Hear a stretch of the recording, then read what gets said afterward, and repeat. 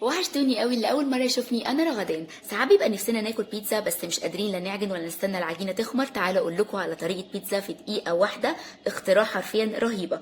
صينيه ودهنتها زيت زيتون، وحطيت اول طبقه من التوست وحطيت عليها جبنه موتزاريلا، وكمان حطيت ساوزن ايلاند صوص، وبعدين طبقه تانية من التوست وحطيت عليها جبنه رومي، اي نوع جبنه تحبوها بس اهم حاجه بتسيح عشان تمسك الطبقات في بعض. وبعدين طبقه ثالثه من التوست ودهنتها بالكاتشب ورشه زعتر، وبعدين جبنه موتزاريلا تاني، وبعدين حطوا التوبينج اللي انتوا عايزينه. انا حطيت فلفل رومي، زيتون، مشروم، وبيبروني، وشويه من الموتزاريلا تاني عشان التوبينج يمسك كده في البيتزا وما تقعش من فوق الوش. وبعدين رشه زعتر عشان يعني البيتزا يعني زعتر معروفه. وبعدين دخلتها في الفرن في الرف اللي في الوسط، ولعت من فوق وتحت تاخد تحميصه من تحت ولون شويه فوق والجبنه تسيح.